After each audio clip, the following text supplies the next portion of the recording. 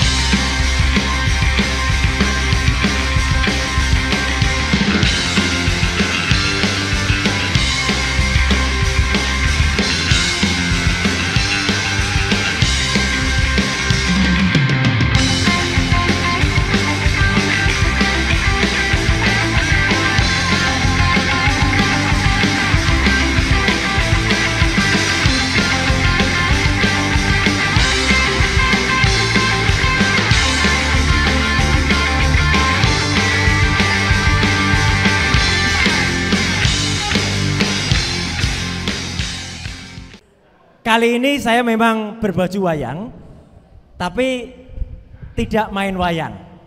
Karena nanti bosen bentar-bentar main wayang, Mas. Nah, saya ingin cerita tentang filosofi acara hari ini. AADP atau A2DP. Ada apa dengan Prabowo? Nah, kalau disingkat tuh A2DP. Mengambil, ini kreatif sekali ini gambarnya. Mengambil dari film AADC, Ada Apa Dengan Cinta, disingkat A2DC. Soalnya singkatan ini menarik. Kalau singkatan ini A2DC, itu sebenarnya singkatan yang lain adalah H2C. H2C itu harap-harap cemas. Ini harap-harap cemas, tapi bukan H2SO4.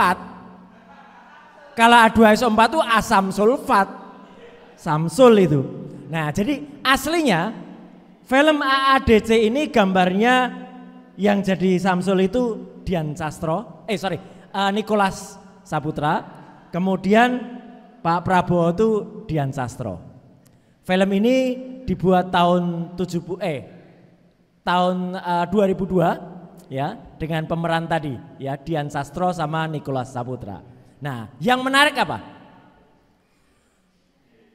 30 tahun sebelumnya, jadi tahun 72 tadi, ada film yang sebenarnya ada hubungan dengan AADP ini, yaitu film judulnya Godfather.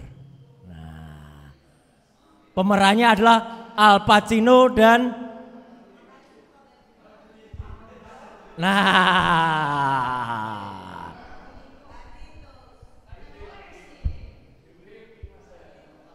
saya harus kembali ke sini, kata Mas Refli, nanti dimarahi kalau nggak kembali ke titik sini.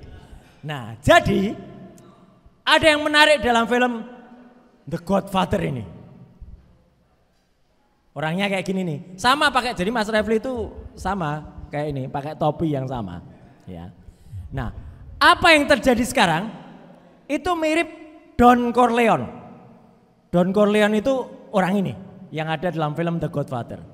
Jadi ceritanya dalam Godfather itu dia adalah mafia, ya, mafia dari Italia, tapi hidupnya di New York tahun 44 sampai dengan akhir tahun 50, ya, jadi tahun 49. Dia sudah hampir kehilangan kuasanya, tapi ada satu frasa, ada satu kalimat dalam film Godfather ini yang menarik sekali. Sama dengan ada kalimat dalam film Ada Apa Dengan Cinta itu yang menarik. Kalau Ada Apa Dengan Cinta, itu kalimat yang menarik adalah ketika si Dian Sastro itu mengucap pada Nicholas Saputra. Kalimatnya adalah kamu itu jahat, Rangga. Nah, sama di film ini juga ada yang jahat. Yaitu apa? Ketika Don Corleone itu sudah tidak lagi berkuasa, tapi dia bilang ke anak buahnya, kita memang sudah tidak berkuasa, tetapi kita tetap menguasai. Sudah tidak berkuasa, tapi tetap menguasai. Itulah yang terjadi pada pertemuan Solo. Dia sudah tidak lagi berkuasa, tapi kenapa tetap menguasai? Nah, jadi ini yang menjadi pertanyaan. Ada apa dengan Prabowo? Itu yang patut kita ambil. Jadi kita di sini bukan untuk menjatuhkan Prabowo, jangan. Karena kalau dia dijatuhkan, kesenangan si Fufu Fafa itu, ya, itu yang dia tunggu. Sama seperti kemarin, sebelum berangkat, dia sudah mau digadang-gadang akan menggantikan posisi sebagai presiden in acting, gitu ya, acting presiden. Tapi ternyata Prabowo tahu tidak. Jadi kemarin Pak Prabowo bilang pada menteri-menterinya, kalau ada apa-apa langsung saya. Kalau ada apa-apa langsung telepon saya. Lah apa gunanya wakil presiden? Iya toh? Bangsa Indonesia rugi besar. Gaji dia ketika presidennya kunjungan 17 hari ke luar negeri, ternyata kalau ada apa-apa langsung ke presiden. Berarti apa? Ini yang harus kita dukung ke Pak Prabowo. Sadarkan Prabowo, setuju? Bahwa itu yang dilakukan. Jadi kalau tadi Habib tadi mengatakan macan atau kucing, buat kembali Prabowo menjadi macan. Jangan biarkan dia jadi kucing gitu ya. Jangan, buat macan kembali. Karena kalau tidak hati-hati, maka memang benar ada apa dengan Prabowo, itu bisa ada apa-apa dengan Prabowo. Jadi bisa A3P, ada apa-apa dengan Prabowo. Itu harus kita jaga. Soalnya apa saja bisa dia lakukan. Maka tadi berkali-kali kita nyanyi, itu ada maksudnya. Jangan sampai isu soal Fufu Fafa itu lenyap. Terakhir kan menarik, saya mentaskan wayang itu ketika congor istana, yaitu si Bas ya, sekarang lagi gamang dia. Karena apa? Dia sudah dipindahkan ke Kementerian Koperasi, tetapi ternyata Kementerian Koperasinya 11 tahun yang lalu itu justru pesen catering di tempatnya Cilipari, dan si Fufu Fafa nulis di situ, terima kasih sudah pesan di tempat saya. Nah berarti kan persis. Nah sekarang kita tunggu satu persatu. Target paling dekat adalah apa? Orang-orang yang ada di seputarnya itu dijatuhkan dulu. Yang pertama yang kalau mau ke target ini adalah target itu, tapi pasti butuh waktu ya, meskipun itu tidak lama, saya yakin tidak lama. Tetapi target yang paling dekat adalah si pemimpin organisasi yang namanya organisasi yaitu adalah judi online ya. Jadi judi online itu kan ada pro judi online ya toh. Jangan disingkat. Saya hanya menyebutkan loh, yang nyingkat siapa ya toh. Jadi pemimpin organisasi pro judi online ini yang harus disikat dulu. Jadi kita ingatkan Pak Prabowo bahwa orang ini berbahaya, pembantunya yang satu ini. Dia kena, dia nanti akan ketahuan uang judi online-nya itu kemana. Apakah uang judi online itu akan juga terus atau mendukung kegiatan-kegiatan mafia ini. Nah itu nanti ada hubungannya. Maka teman-teman sekalian, saya mengajak, kalau ada yang sekarang misalnya, oh kita tantang Pak Prabowo, jangan. Justru dengan ada apa dengan Pak Prabowo ini, ya kita harus kuatkan dia dan kita tetap ganyang Fufu Fafa. Setuju? Nah jadi Prabowo yes, Fufu Fafa no.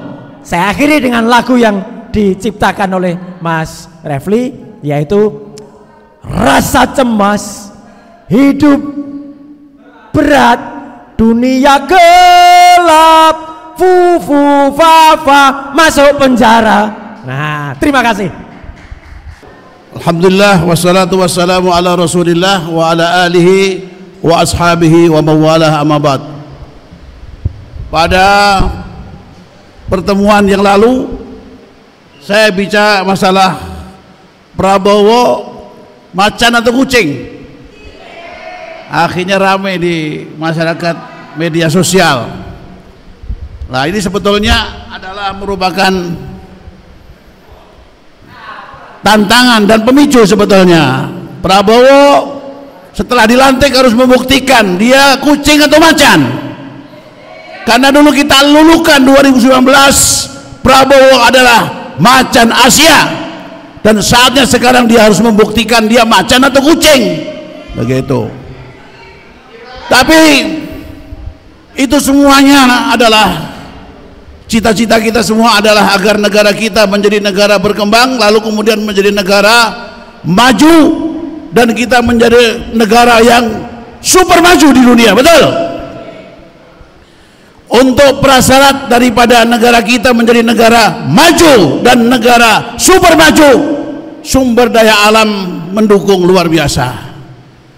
Akan tetapi yang menjadi kendala utama adalah masalah kedaulatan.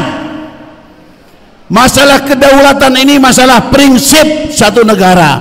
Negara ini akan menjadi negara maju atau negara mundur, itu tergantung bagaimana kedaulatan itu sendiri. Kedaulatan adalah sebuah konsistensi memegang prinsip way of life negara itu sendiri, dan konstitusi yang dia pegang teguh dan dijalankan secara konstituen.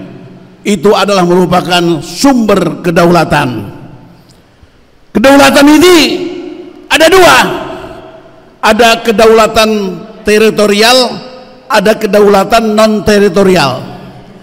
Kedaulatan teritorial tentunya adalah pertahanan, bagaimana kita menjaga batas-batas wilayah kita, tentunya itu adalah pertahanan TNI yang harus kita kembangkan, kita revitalisasi, kita kuatkan sehingga kita tidak bisa diganggu secara teritorial. Yang kedua adalah kedaulatan non teritorial. Itu termasuk kedaulatan politik, kedaulatan kesehatan, kedaulatan ekonomi, kedaulatan sosial, kedaulatan hukum. Apakah kita sudah berpegang teguh dan mandiri, tidak dipengaruhi oleh unsur-unsur luar? Itu kita harus buktikan kedaulatan itu. Proses sebuah negara maju, yang pertama adalah kedaulatan harus dimiliki secara mutlak. Yang pertama adalah harus ada stabilitas. Stabilitas politik, stabilitas ekonomi, stabilitas sosial, stabilitas hukum, dan lain sebagainya. Kita harus stabil. Setelah kita tinggal introspeksi kita, tinggal muhasabah kita ini, apakah negeri kita ini sekarang stabil, politik stabil, ekonomi stabil, apakah sosial kita stabil, budaya kita stabil? Kita pertanyakan sama-sama. Ya, kalau kita tidak stabil, tidak akan pernah menjadi negara yang berdaulat. Ya, kalau sudah stabil, maka akan terjadi pertumbuhan negara tersebut, rakyatnya akan tumbuh secara positif dan meningkat. Itu kalau stabil. Kalau nggak stabil, nggak akan pernah meningkat. Ya. Lalu kemudian setelah kita negara menjadi negara adalah negara yang berkembang, bertumbuh, maka kita semakin banyak equity. Semakin banyak equity, semakin stabil, semakin berdaulat, dan akhirnya menjadi negara maju. Apakah kita bisa menjadi negara maju? Jawabannya yang pertama adalah presidennya bagaimana.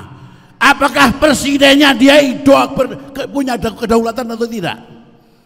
Kita tanyakan, Pak Prabowo ini sekarang menjadi presiden, dia berdaulat atau tidak secara pribadi? Dalam politiknya, pemikirannya, kepentingan-kepentingan rakyat, dia punya kedaulatan atau tidak? Kalau dia tidak punya kedaulatan, mustahil kita akan menjadi negara maju. Wassalamualaikum warahmatullahi wabarakatuh.